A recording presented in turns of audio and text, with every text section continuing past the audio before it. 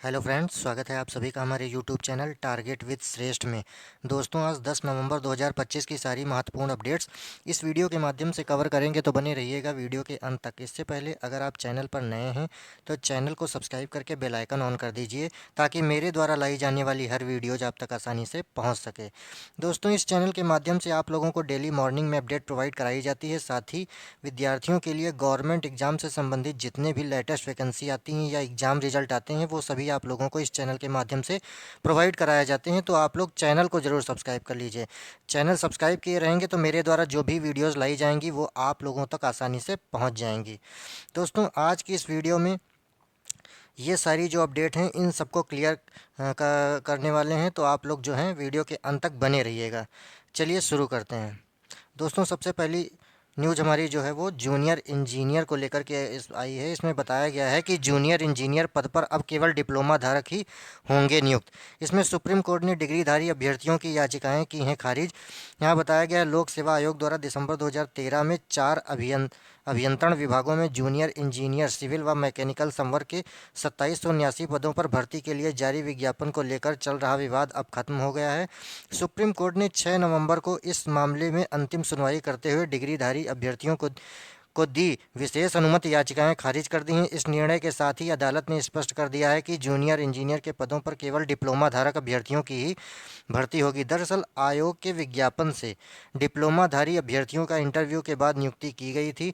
डिग्रीधारी अभ्यर्थियों ने इस भर्ती प्रक्रिया को चुनौती दी थी। मामला पहले हाईकोर्ट की सिंगल और डबल बेंच में सुना गया, लेकिन वहां उन्हें राहत नहीं मिली। इसके बाद उन्होंने सुप्रीम कोर्ट में 2 विशेष अनुमति याचिकाएं दाखिल की। सुप्रीम कोर्ट ने प्रारंभिक सुनवाई में अंतरिम आदेश जारी करते हुए यह निर्देश दिया था कि लिखित परीक्षा पास करने वाले डिग्रीधारी अभ्यर्थी, यह याद रखिएगा, जो डिग्रीधारी अभ्यर्थी हैं उनको जो है इंटरव्यू उनका लिया जाए। लेकिन बाद में डिप्लोमा इंजीनियर्स महासंघ ने इस मामले में इम्प्लीडमेंट दाखिल करते हुए अपना पक्ष मजबूती से रखा। 24 जनवरी 2020 को लेकर 6 नवंबर 2025 तक कुल 39 सुनवाइयों के बाद अदालत ने डिप्लोमा धारकों के पक्ष में अंतिम फैसला सुना दिया है।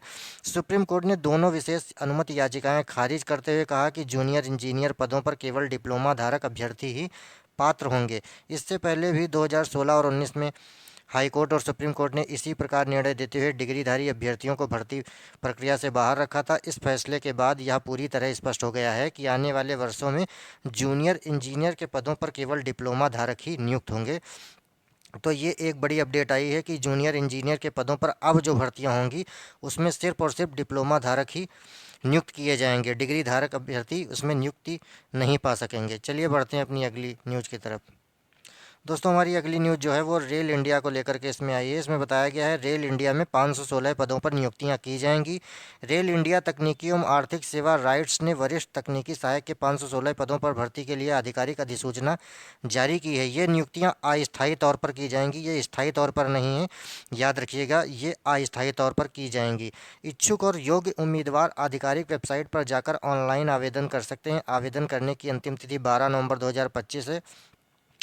यहाँ इसमें बताया गया है, ये देखिए, सिविल सिविल के जो हैं कुल 465 पद हैं। इसमें क्षेत्र के अनुसार रिक्त पदों की संख्या इसमें उत्तर क्षेत्र में 90 पद हैं, पूर्व क्षेत्र में 140 पद, पश्चिमी क्षेत्र में 135 और दक्षिण क्षेत्र में 100 पद हैं। इसमें योग्यता जो है, मान्यता प्राप्त तकनीकी संस्थान से सिविल इंजीनियर में डिप्लोमा किया हो या संबंधित क्षेत्र में न्यूनतम 2 वर्ष का कार्य अनुभव हो। इलेक्ट्रिकल के इसमें कुल 27 पद हैं। इसमें जो है उत्तर क्षेत्र में 10 पद हैं, पूर्व क्षेत्र में 10 पद हैं, पश्चिम क्षेत्र में 2 पद हैं। इसमें आवेदन शुल्क जो है अनारक्षित वर्ग के लिए 300 रुपये और SC ST वर्ग के लिए 100 रुपये और EWS के लिए भी 100 रुपये है। यहाँ बताया गया, दक्षिण क्षेत्र में इसमें पद जो हैं 5 दिए गए हैं। योग्यता मान्यता प्राप्त म- म- मान्यता प्राप्त से इलेक्ट्रिक या इलेक्ट्रिकल एंड इलेक्ट्रॉनिक्स इंजीनियर में डिप्लोमा किया हो, संबंधित क्षेत्र में न्यूनतम 2 वर्ष का कार्य अनुभव हो। मेटलर्जिकल के कुल 13 पदों पर भर्तियां की जाएंगी। इसमें योग्यता जो है मेटालर्जी इंजीनियर में डिप्लोमा किया हो, संबंधित क्षेत्र में न्यूनतम 2 वर्ष का कार्य अनुभव हो। तो जो लोग जो ये अर्हताएँ पूरी कर रहे हैं और रेल इंडिया में नौकरी पाने का सपना देख रहे हैं, उन लोगों के लिए अच्छी खबर है। लेकिन ये भर्तियां अस्थायी तौर पर की जाएंगी, स्थायी तौर पर नहीं हैं। तो जो लोग इसके लिए पात्र हैं वो लोग जो हैं इसके लिए आवेदन कर पाएंगे। चलिए बढ़ते हैं अपनी अगली अपडेट की तरफ। दोस्तों, हमारी अगली अपडेट जो है वो शिक्षा मित्रों को लेकर के आई है। इसमें बताया गया है, चुनाव ड्यूटी से गैर हाजिर 12 शिक्षा मित्रों का मानदेय रोका। यहाँ बताया गया अंतिम बार चेतावनी अगर नहीं आए तो दर्ज होगी एफआईआर। एसआईआर में लगाए गए हैं 3789 बीएलओ। यहाँ बताया गया 1,500 से अधिक मतदान केंद्रों के मतदाताओं के सत्यापन के लिए 3789 बीएलओ की ड्यूटी लगाई गई है। शनिवार को नगर क्षेत्र जोन 2 के 12 शिक्षा मित्रों का मानदेय बीएलओ ड्यूटी ज्वाइन नहीं करने पर रोक दिया गया है। बीएसए राम प्रवेश ने बताया कि उत्तर प्रदेश विधानसभा में इनकी बीएलओ ड्यूटी लगी है। कई बार इनके मोबाइल पर कॉल और मैसेज किया गया, लेकिन अभी तक किसी ने ज्वाइन नहीं किया है। बीईओ ने चेतावनी दी है कि रविवार दोपहर 12 बजे तक ज्वाइन कर सूचना दें, अन्यथा सभी के खिलाफ निर्वाचन की सुसंगत धाराओं के तहत एफआईआर दर्ज कराई जाएगी। नगर क्षेत्र जोन 2 के अलावा कई और जगहों पर भी बीएलओ ड्यूटी ज्वाइन नहीं करने की शिकायतें सामने आ रही हैं। सहायक निर्वाचन अधिकारी अभय किशोर का कहना है कि जो भी बीएलओ चुनाव ड्यूटी पर नहीं आएगा उनके खिलाफ सख्त कार्रवाई होगी। अब तक 50,000 से अधिक गणना पत्र वितरित कर दिए गए हैं। 4 नवंबर से अभियान शुरू कर दिया गया है। 9 दिसंबर तक करीब 40 लाख लोगों का सत्यापन करना है। तो ये देख लीजिए, जिन शिक्षा मित्रों ने चुनाव ड्यूटी में अपनी उपस्थिति दर्ज नहीं कराई है उन सभी का जो है यहाँ पर वेतन मानदेय जो है रोक दिया गया है। चलिए बढ़ते हैं अपनी अगली अपडेट की तरफ। दोस्तों, हमारी अगली अपडेट जो है वो उत्तर प्रदेश रोडवेज को लेकर के इसमें बताया गया है। उत्तर यूपी रोडवेज में चालकों की भर्तियां की जाएंगी। इसमें रोजगार मेला लगाया गया है प्रयागराज में। यहाँ बताया गया है आज से 15 नवंबर तक अलग अलग स्थानों पर होगी भर्ती प्रक्रिया। यहाँ बताया गया यूपी रोडवेज के प्रयागराज रीजन ने एक बार फिर से संविदा पर चालकों की भर्ती प्रक्रिया के लिए रोजगार मेला आयोजित करेगा। इस बार भर्ती मेला ग्रामीण अंचल के साथ प्रतापगढ़, मंझनपुर और मिर्जापुर में भी लगेगा। 10 से 15 नवंबर तक 13 स्थानों पर मेला होगा। संविदा पर चालक भर्ती के लिए रोडवेज ने न्यूनतम शैक्षिक योग्यता कक्षा 8 पास है। आयु सीमा 23 वर्ष 6 महीने से 58 वर्ष निर्धारित की गई है। उम्मीदवार के पास कम से कम 2 साल का पुराना भारी वाहन चालक लाइसेंस होना चाहिए। साथ ही जाति प्रमाण पत्र 6 महीने से पुराना नहीं होना चाहिए। भर्ती के लिए उम्मीदवारों को निर्धारित भर्ती स्थल पर पहुंचना होगा। वहां वे अपना आवेदन जमा करेंगे। आवेदन पत्र की जांच के बाद ड्राइविंग टेस्ट लिया जाएगा। जो अभ्यर्थी इसमें सफल होंगे उन्हें दूसरे चरण के लिए कानपुर भेजा जाएगा। वहां आगे की परीक्षा और ट्रेनिंग पूरी होने के बाद नियुक्ति दी जाएगी। प्रयागराज रीजन के क्षेत्रीय प्रबंधक रविंद्र कुमार सिंह ने बताया कि लगभग 250 पदों पर संविदा आधार पर चालक भर्ती की जाएगी। तो जो लोग प्रयागराज या आसपास के क्षेत्रों से हैं वो लोग जो हैं इस रोजगार मेले में भाग ले सकते हैं। और जिनके पास ये है कि 2 साल का अनुभव होना चाहिए और भारी वाहन का लाइसेंस होना चाहिए, वो लोग जो हैं इसके लिए एलिजिबल होंगे। अगर जो लोग इसके लिए इच्छुक हैं वो लोग जो हैं इसमें भाग ले सकते हैं। चलिए बढ़ते हैं अपनी अगली अपडेट की तरफ। दोस्तों, हमारी अगली अपडेट जो है वो असिस्टेंट प्रोफेसर भर्ती को लेकर के। इसमें बताया गया असिस्टेंट प्रोफेसर समेत 176 पदों पर नियुक्तियां की जाएंगी। इसमें नेताजी सुभाष प्रौद्योगिकी विश्वविद्यालय NSUT नई दिल्ली ने असिस्टेंट प्रोफेसर और एसोसिएट प्रोफेसर के 176 पदों पर भर्ती के लिए अधिसूचना जारी की है। इच्छुक एवं योग्य उम्मीदवार संस्थान की आधिकारिक वेबसाइट पर जाकर ऑनलाइन आवेदन कर सकते हैं। आवेदन करने की अंतिम तिथि 11 नवंबर 2025 है। इसमें असिस्टेंट प्रोफेसर के कुल 126 पद हैं।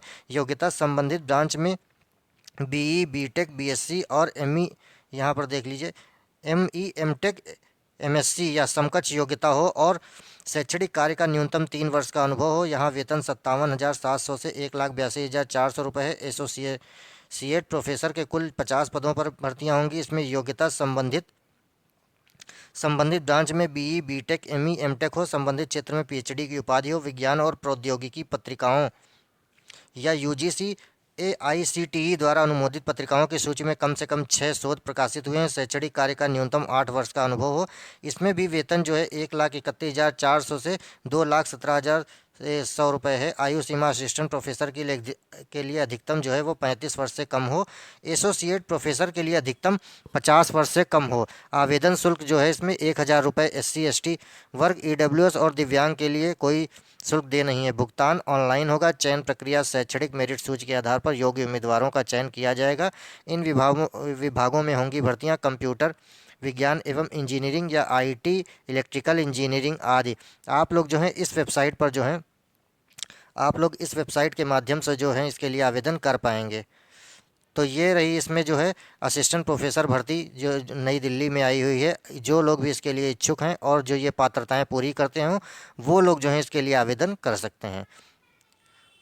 अगली भर्ती हमारी अगली न्यूज़ जो हमारी है ये रेलवे में अप्रेंटिस को लेकर के है। इसमें जो है बताया गया रेलवे में अप्रेंटिस की 1104 भर्तियां होंगी।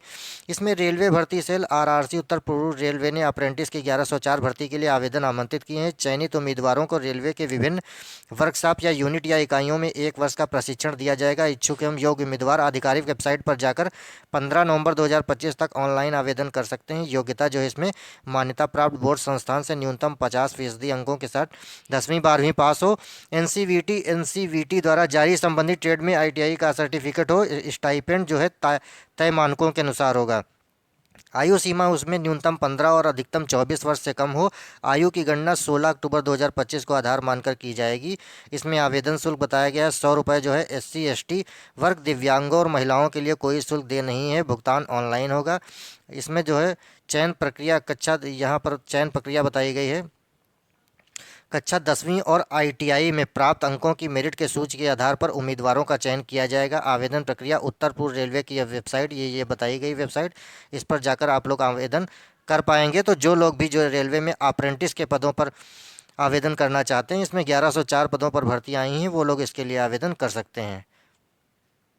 हमारी अगली न्यूज़ जो है वो टीटी शिक्षकों को लेकर के है। आप लोगों को बता दें कि अभी हाल ही में सुप्रीम कोर्ट ने 2010 से पहले जो शिक्षक नियुक्त हुए थे उनके लिए टीटी अनिवार्य कर दिया है कि वो ऐसे शिक्षकों को 2 साल में टीटी पूरा करना होगा, तभी वो जो है अपनी नौकरी बचा पाएंगे। या इसी संदर्भ में यहाँ पर एक अपडेट आई है कि टीटी अनिवार्यता के खिलाफ कूच की तैयारी है।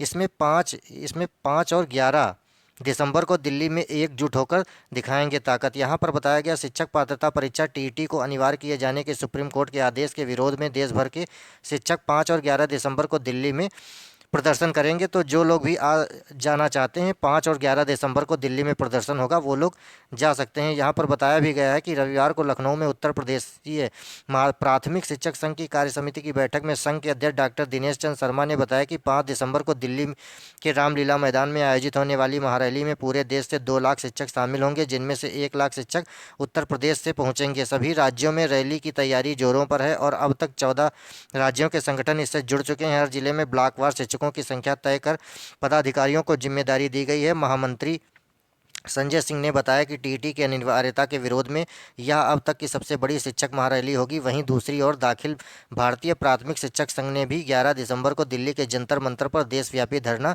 आयोजित करने की घोषणा की है। संघ ने चेतावनी दी है कि यदि तब तक केंद्र सरकार ने कोई ठोस कदम नहीं उठाया तो फरवरी 2026 में संसद तक विशाल मार्च निकाला जाएगा। संघ के राष्ट्रीय अध्यक्ष सुशील कुमार पांडे ने बताया कि 30 नवंबर तक देश भर में हस्ताक्षर अभियान चलाया जाएगा, जिसकी प्रतियां राष्ट्रपति, प्रधानमंत्री और केंद्रीय शिक्षा मंत्री को भेजी जाएंगी। तो ये देख लीजिए, जो लोग भी आसपास के क्षेत्रों से हैं या जो लोग उत्तर प्रदेश से भी हैं, वो लोग अगर जाना चाहते हैं दिल्ली तो 5 और 11 दिसंबर को इसमें जो है धरना प्रदर्शन होगा, वो आप लोग शामिल हो सकते हैं। तो दोस्तों, ये रही हमारी आज की सारी महत्वपूर्ण अपडेट्स जो आज के विभिन्न समाचार पत्रों के माध्यम से आई थी। तो वीडियो दोस्तों अच्छी लगी हो तो वीडियो को लाइक कीजिएगा और अगर नए हैं तो चैनल को सब्सक्राइब जरूर कर लीजिएगा और हाँ, दोस्तों में शेयर करना बिल्कुल भी मत भूलिएगा। तो मिलते हैं एक नेक्स्ट वीडियो में, तब तक के लिए जय हिंद।